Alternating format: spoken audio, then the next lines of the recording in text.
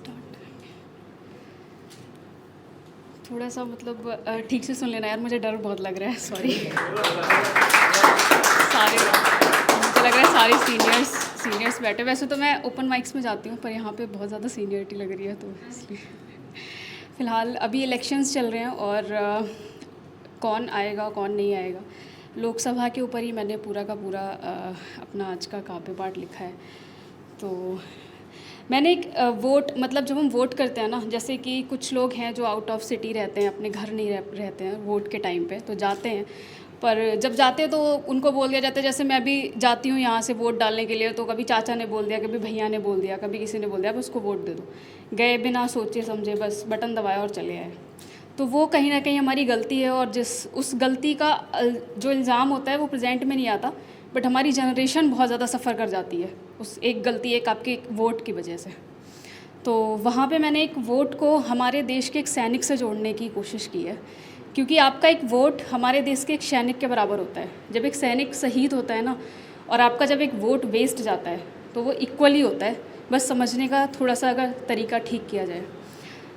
तो लिखा है कि लग रहा है आज एक कलम से स्याही अलग कर रही हूँ, लग रहा है आज एक कलम से स्याही अलग कर रही हूँ, मैं एक कोरे कागज़ पर आज रक्त से कुछ लिख रही हूँ, मैं एक कोरे कागज़ पे आज रक्त से कुछ लिख रही हूँ। और ये रक्त उसी घाटी से लिया गया है, ये रक्त उसी घाटी का है जहाँ बर्फ़ की चट्टानों तले दब जाते हैं लाल हमारे। ये रक्त उन्हीं पेड़ों से लिया गया है जिन पेड़ों के जंगलों में खो जाते हैं वीर हमारे। और तुम कहते हो क्या हुआ अगर एक वोट फिजूल गया, तुम कहते हो कि क्या हुआ अगर एक वोट फिजूल गया। अरे तुमको शर्म ना आई, एक मैया का बेटा सरहद पार गया, तुमको शर्म ना आई, एक मैया का बेटा सरहद पार गया।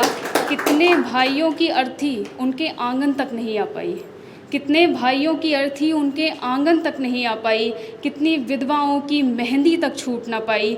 मैं शायद चीज़ों को आज थोड़ा तोड़ मोड़ रही हूँ, मैं शायद चीज़ों को आज थोड़ा तोड़ मोड़ रही हूँ। मैं आज आपके एक वोट को एक सैनिक से जोड़ रही हूँ, मैं आज आपके एक वोट को एक सैनिक से जोड़ रही हूँ। लग रहा है आज कलम से स्याही अलग कर रही हूँ, मैं एक कोरे कागज़ पे रक्त से कुछ लिख रही हूँ।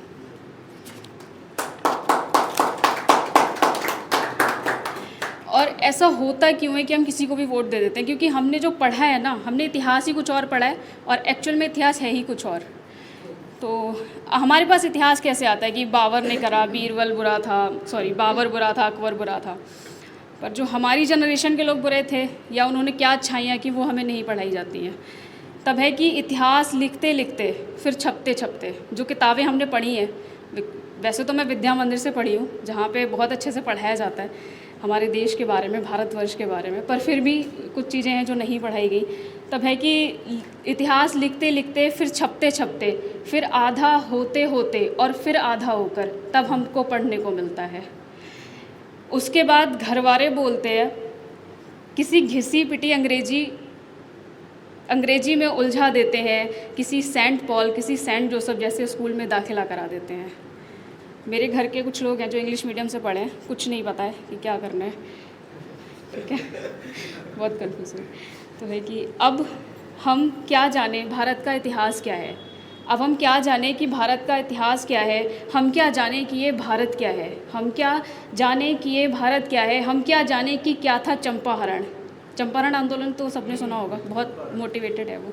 तो है कि हम क्या जाने क्या था चंपारण, हम क्या जाने क्या होते हैं आंदोलन, हम क्या जाने क्या होते हैं आंदोलन, हम क्या जाने कैसे चाय बनाने वाला बन गया पीएम, हम क्या जाने कैसे चाय बनाने वाला बन गया पीएम, हम क्या जाने कैसे रिश्ते हैं इडली वालों से हमारे, हम क्या जाने कैसे रिश्ते हैं इडली वालों से हमारे। और हम क्या जाने कि कैसे एक साइकिल, हम क्या जाने कि कैसे एक साइकिल पर पढ़ाने वाला शिक्षक बन गया उत्तर प्रदेश का नेता। समझ रहे हैं ना आप कहाँ पे मतलब बोल रहे हो? तो हम क्या जाने कि कैसे साइकिल से पढ़ाने वाला एक शिक्षक बन गया उत्तर प्रदेश का नेता। हम क्या जाने किसको वोट करना है, हम क्या जाने किसको वोट करना है। अगर नमो नमो कोई बोले तो कमल का वोट दबाना है, अगर नमो नमो कोई बोले तो कमल दबा कर आएंगे, अगर कोई आलू से सोना निकालेगा तो कांग्रेस को जिताएंगे।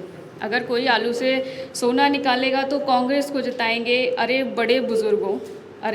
बड़े बुज़ुर्गों थोड़ा हमको इतिहास बताए जाओ, थोड़ा हमको भी पढ़ाए जाओ, कैसे मिली आज़ादी कुछ तो समझाए जाओ, कैसे एक 26 साल का लड़का फांसी पर चढ़ गया, कैसे एक घर के 4 लड़के एक साथ शहीद हो गए। बिना समझे बिना परखे हम कैसे मतदान करें, बिना समझे बिना परखे हम कैसे मतदान करें, कैसे अपने भारत की बागडोर किसी अनजान के हाथ में दे दे। सारे जहां से अच्छा हिंदुस्तान हमारा है। यही तो पढ़ा है ना हमने कि सारे जहाँ से अच्छा है हिंदुस्तान। हिंदुस्तान में लोकतंत्र है, आप खुद से कुछ नहीं कर सकते, सारा कुछ संविधान के अकॉर्डिंग होगा। तो है कि बिना समझे जाने परखे कैसे मतदान करें, सारे जहाँ से अच्छा हिंदुस्तान हमारा है। ये सारे जहाँ से अच्छा हिंदुस्तान हमारा है। ये लाहौर हमारा है, ये कश्मीर हमारा है। ये लाहौर हमारा है, ये कश्मीर हमारा है। तो पहले जांचो समझो परखो फिर मतदान करो। ये भारत हमारा है, ये लोकतंत्र हमारा है, ये हिंदुस्तान हमारा है। Thank you.